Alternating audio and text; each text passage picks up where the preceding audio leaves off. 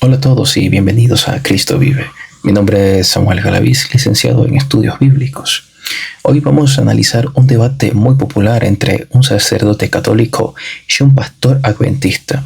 Ellos estaban hablando acerca del bautismo de infantes, pero advierto algo desde el principio. Hoy vamos a reprender la herejía católica con la exégesis del texto griego. Y también vamos a corregir la terrible defensa del pastor adventista, que por falta de preparación teológica terminó cediendo a la verdad.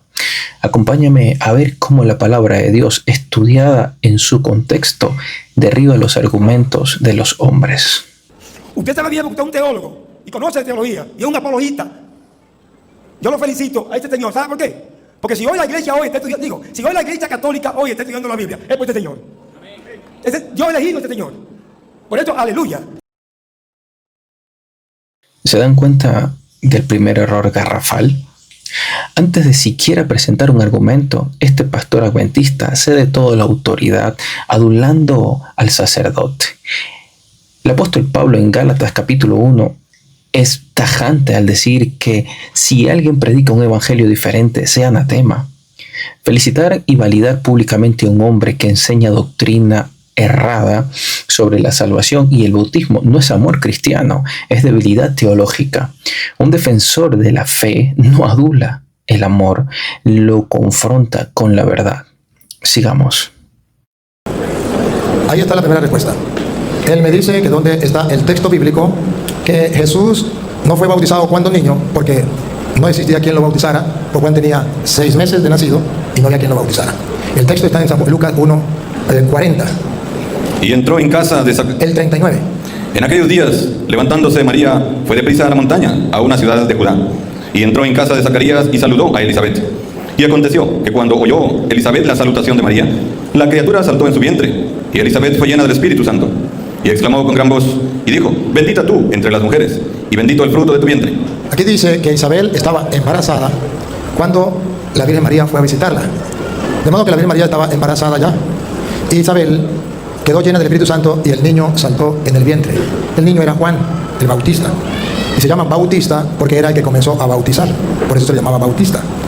Y cuando la Virgen fue a visitar a su prima Santa Isabel fue en el 6º mes.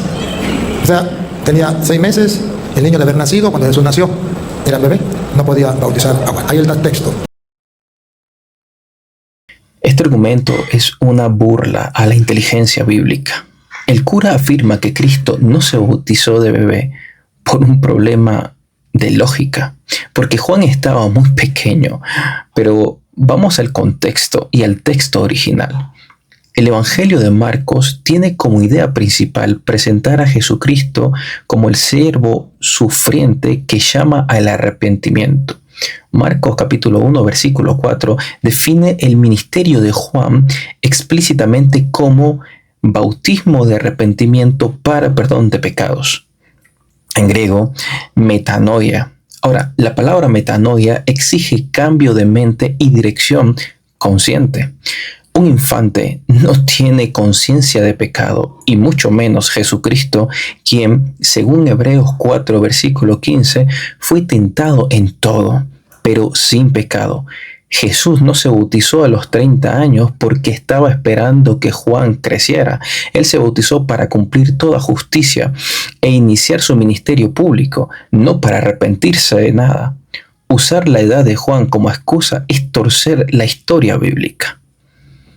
Vamos a la siguiente parte. Y entonces, ¿por qué no sumergimos? Porque aquí el Evangelio de San Marcos, capítulo 1, versículo 8, San Juan dice que bautismo ciertamente es sumergirse, pero que hay 2 maneras de sumergirse. Una, sumergirse en el agua. Y ese era el bautismo de Juan, así lo hacía Juan. Y otro, no sumergirse en el agua, sino sumergirse en el Espíritu Santo, y así lo hacía Cristo. Y el texto lo vamos a leer, porque él lo aclaró muy bien, que en hebreo era no sé cómo, y en griego no sé qué más, y en latín no sé qué más, pero que todos coincidían que el bautismo significa sumergirse. Entonces, ¿qué significa bautismo? Vamos a ver entonces por qué no nos sumergimos en el agua. Marcos 1, 8. Yo, a la verdad, os he bautizado. ¿Qué significa bautismo?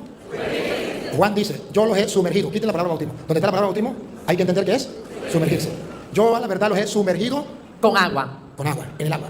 Ahora vamos a ver dónde nos va a sumergir Cristo. Quiten la palabra bautismo. Vamos a poner sumergirte. Pero Él, Pero Él, bautismo significa sumergirse. Él lo va a sumergir. pero Él os va a sumergir con Espíritu Santo.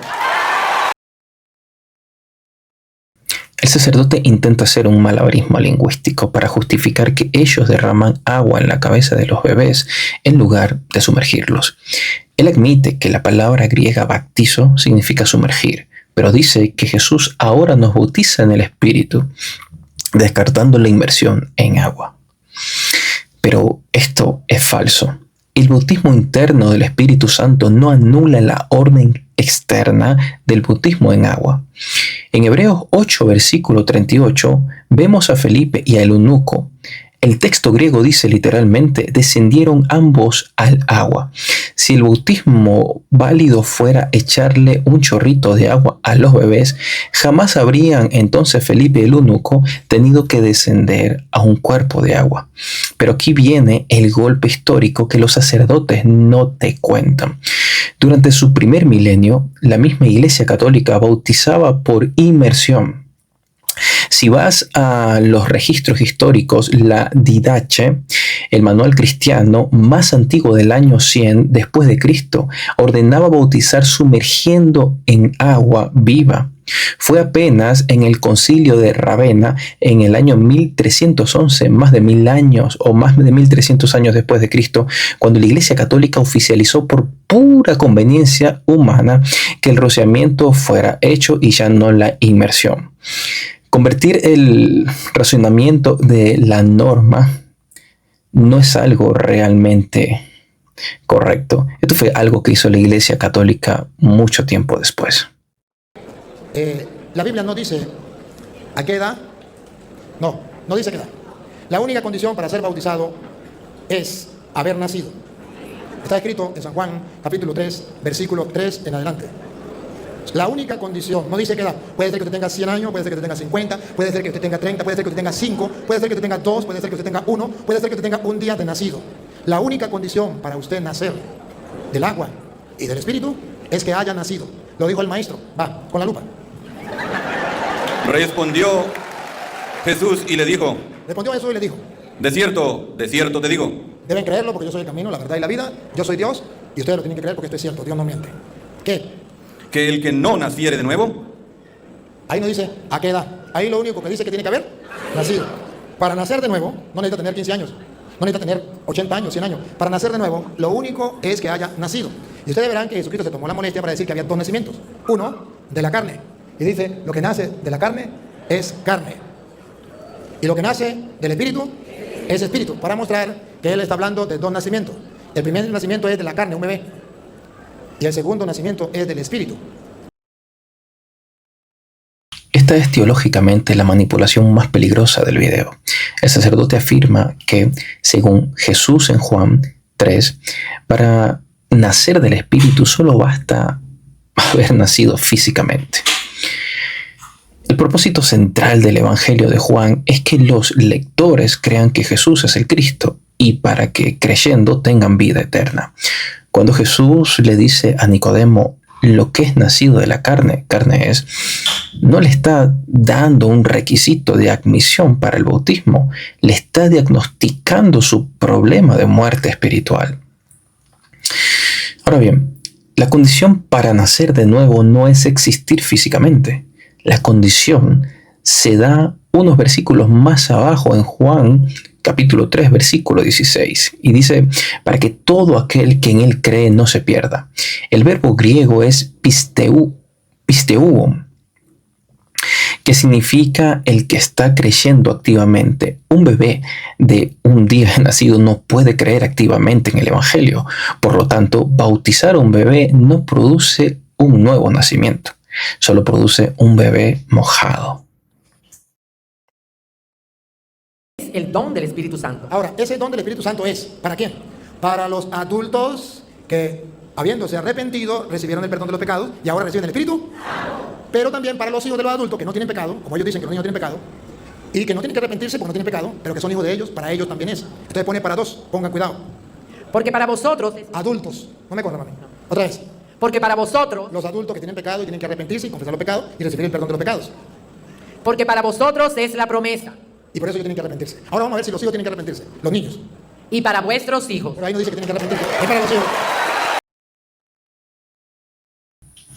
El sacerdote divide caprichosamente Hechos capítulo 2 para acomodar su dogma.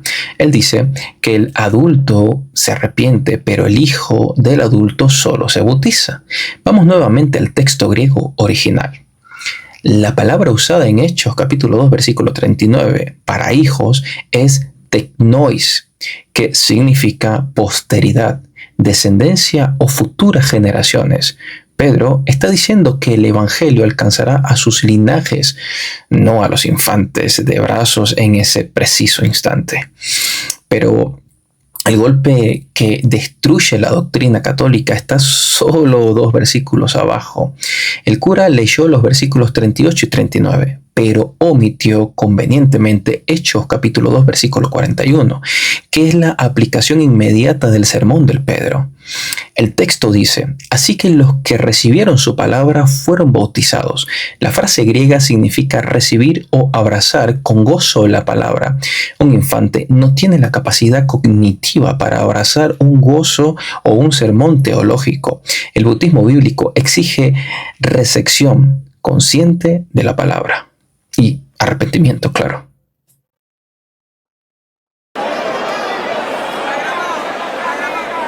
Yo dije que los niños tienen razón. Un niño camina, habla, puede decidir, pero un bebé no puede hacer eso. Un bebé no puede arrepentirse. Un bebé no se arrepiente.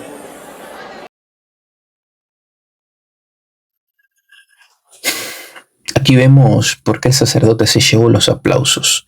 El pastor adventista colapsó su propia defensa. Su argumento en contra del cura fue una diferencia biológica entre un bebé y un niño. El pastor debió sostener la doctrina del credobautismo, que solo se bautizan a los que hacen una profesión de fe evidente y muestran frutos de arrepentimiento. Pero al pastor decir que bautizan niños solo porque caminan y hablan, el cura lo destruyó con pura semántica, porque un bebé es solo un niño más pequeño. La Biblia no exige motricidad para el bautismo, exige regeneración. Y en Romanos capítulo 10, versículo 9, exige y dice confesar con la boca y creer con el corazón. Al abandonar las escrituras para debatir con lógica humana, el pastor le entregó el debate en bandeja de plata al cura católico. Familia, la apologética no se hace con adulaciones ni con opiniones humanas. Se hace abriendo las escrituras, estudiando el contexto original y defendiendo la suficiencia de Cristo. El bautismo es la respuesta de una buena conciencia hacia Dios, no un ritual mágico para infantes. Déjenme en las cajas de los comentarios qué opinan ustedes referente a este debate que acaban de notar entre el cura católico y el pastor adventista. ¿Qué le dirías tú a este cura católico si te llegases a enfrentar en un debate con él? Recuerda, somos Cristo vive. Que el Señor te bendiga.